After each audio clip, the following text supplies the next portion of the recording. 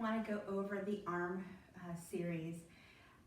I think we do need some free weights in our routine. I'm more apt to use dumbbells than machines at a gym.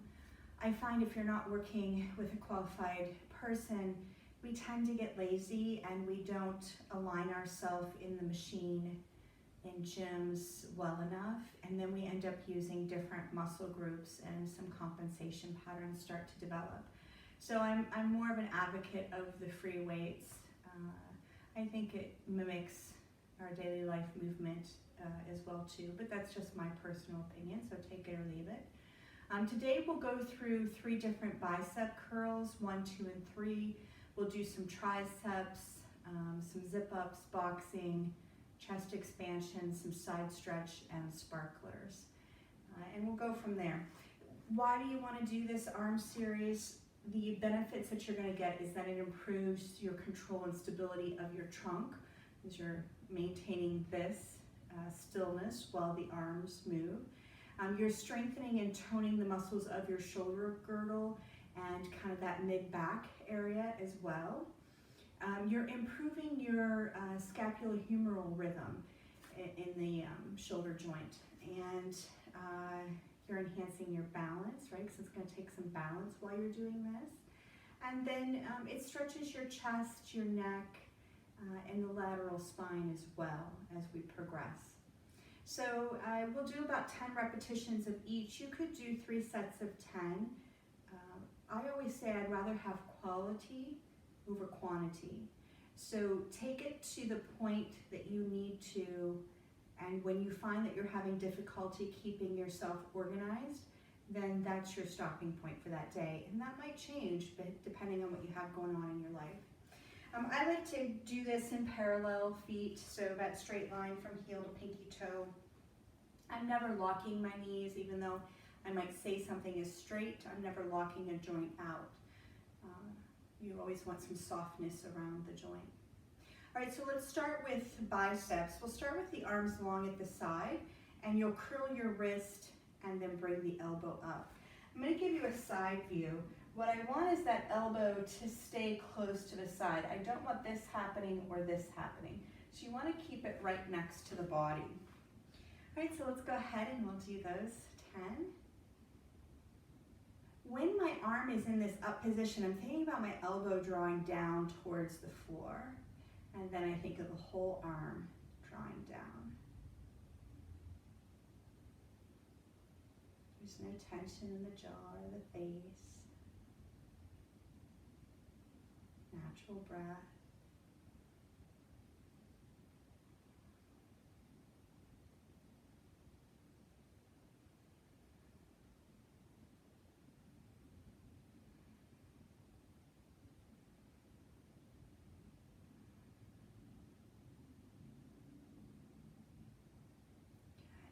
Now we'll reach the arms out to the side, and we'll curl the wrist. And then when we're here, I want you to think about the elbows reaching across to those opposite walls, and then stretch your arms out further as if they're going to scrape the wall. Again, we're doing that natural breath.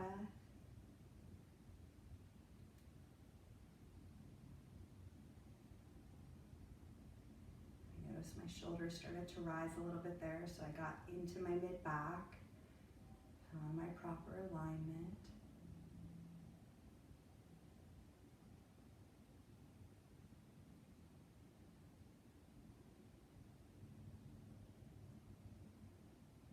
And then you'll bring the arms long at your side. Now we'll move into biceps where the arms are straight out in front of you. You curl the wrist, and I'm thinking about reaching my elbows towards you, and then I uncurl. And again, I'm going to make sure that my elbow's not coming down or too far up. It's straight out to extend the arm and back, okay? Natural breath.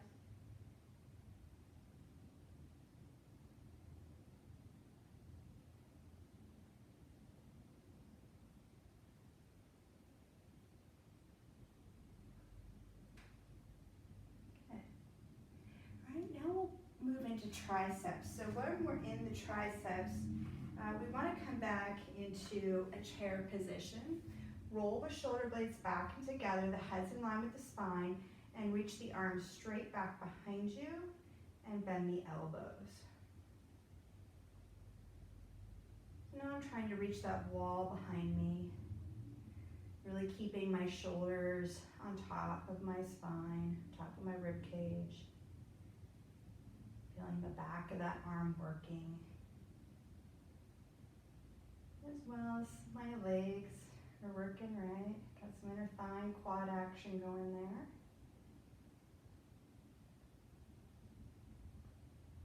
And one more. Good. All right. So now we'll move into zip up. So take your weights and press them together. We'll be lifting the arms up to the collarbone and then bringing it back down. As we do that, we're going to challenge our balance a little bit by pushing down into the earth with our balls of feet as we lift up to our tippy toes. Now we want to make sure that the ankles and the knees aren't falling out to the side. So we are still pulling into the center line, keeping the heels drawing towards one another as we come down and control the descent. So as much effort as we're keeping everything pulling in, we don't want this to happen on the way down, right? So we want to take it up and then control it back down. And we'll add that with the arm movement. So we'll inhale, lifting up. Good, and then control it all the way back down. This always makes me think about gardening, and spring is just around the corner. So it's like I'm lifting up my lawn bag, and then I'm gonna put a shovel into the earth, make a hole for my yummy vegetable plants.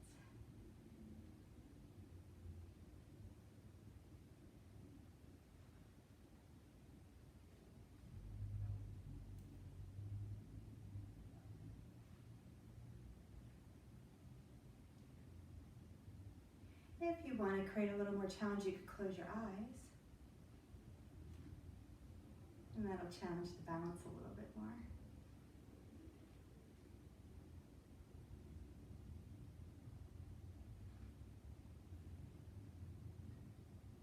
Okay, let's do one more. Good, so we'll come back into that seated chair position, that squat. And we'll move into boxing. So the weights are in front of the face. The hand that goes behind the palm is up. The hand that punches out forward, that palm is down. We come back, we meet in front of the face, and then we switch them back out. We pull it back to the face. We stretch them in opposite directions.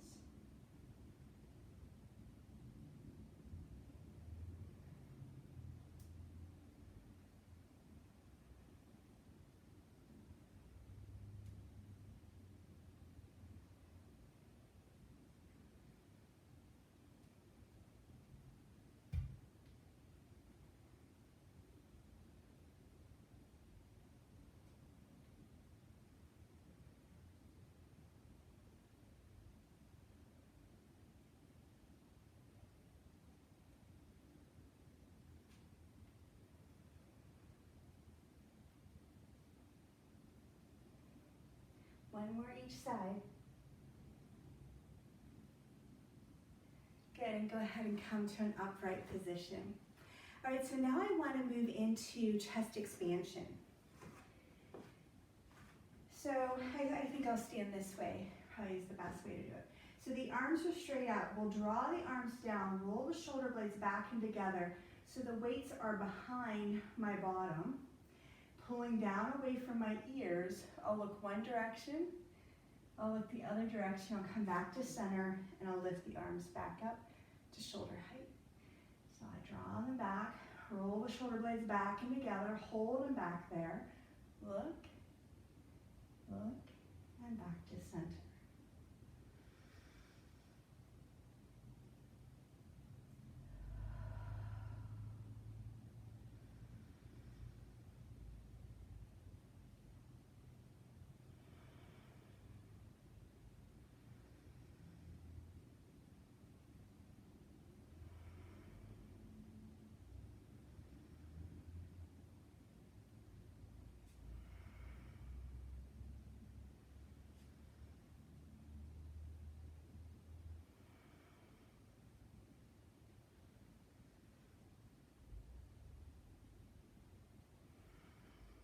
One more.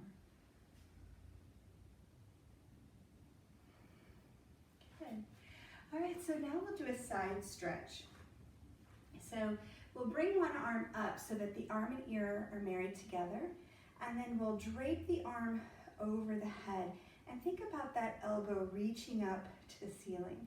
And then stretch over to where the wall and ceiling meet on the other side of the room, and then back up. So I stretch it over, I drape, I reach the elbow a little bit more, I reach all the way up and over, and I'm back. At the same time, this side is staying really active down into the earth. Getting a nice lateral stretch.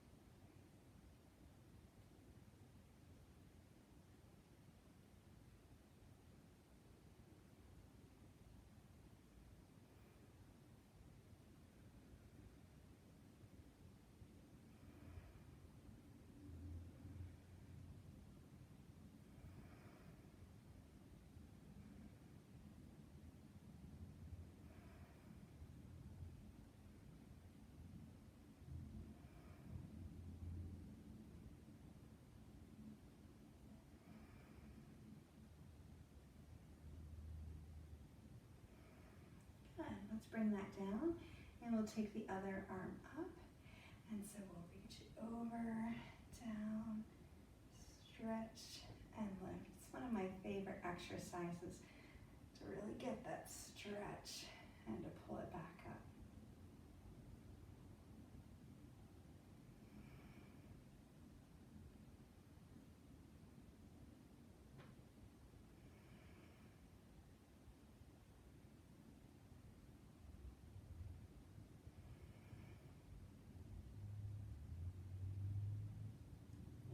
If you get thinking about something else, right, you lose the motion of it.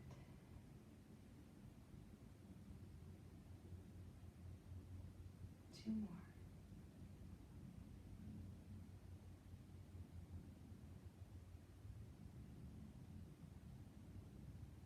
Good job. All right, so sparklers. So if you grab onto the ends of your weights, we'll make 8 circles total. So 4 circles will live from the start point to the chest, and then 4 more circles will live from the chest just straight up. Go one direction of the circle movement on the way up, and then the opposite direction on the way down. And again, the arms will stay straight. Remember, they're not locked out, but they are straight. Here was 4. And here's 8. Now, what I'm doing is using my core to make sure that I'm not, bouncing back and forth as I'm doing the movement. That the movement is coming from the shoulder and from the mid-back.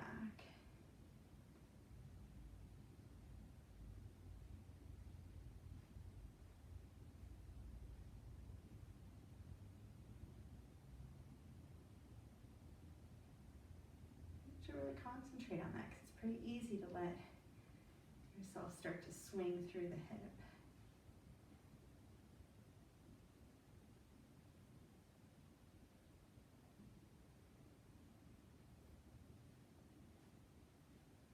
I always want to say ta-da when I make it up to the top here. Ta-da! I don't know why. It must be something from my childhood.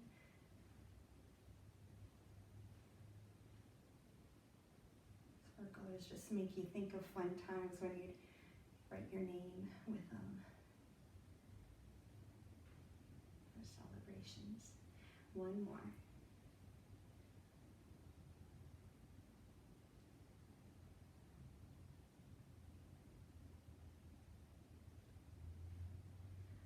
Thank you so much for doing the arm series with me. I think it's a great routine to do, 3 times a week, maybe go every other day, and keep those arms going. Keep that mid-back strong, keep the shoulders open, the neck open as well. Thank you so much. Have a great